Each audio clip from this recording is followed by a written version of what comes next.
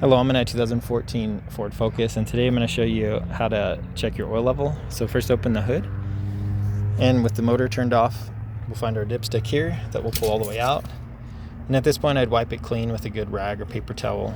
Stick it all the way back in, pull it right back out. And then we'll check the end here. There's a couple dots.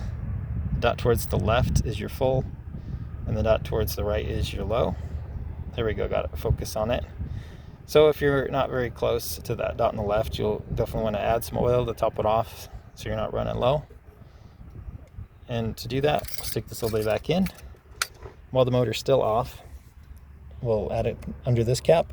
So make sure you're using the proper type of oil, as well as ideally the same synthetic conventional brand you've been using. Better not to mix and match if you can help it, but you'll just unscrew this. And then with your quart jug or with a funnel, just add as needed.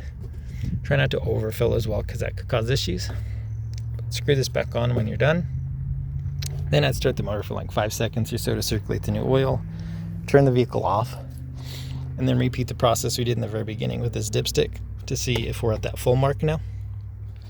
And all that said, I wouldn't do any of this in replacement of regular oil changes, which typically, depending on mileage of the motor, type of oil, things like that, you do usually between 3,000 to 8,000 miles or so.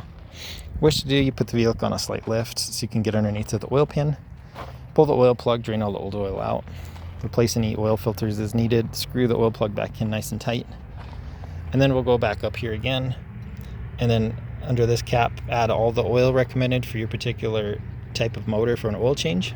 Screw this back in nice and tight, and then start the motor for like 5 seconds or so to circulate the oil, turn it off, and then once again check this dipstick like we did in the very beginning to see if we're on that full mark.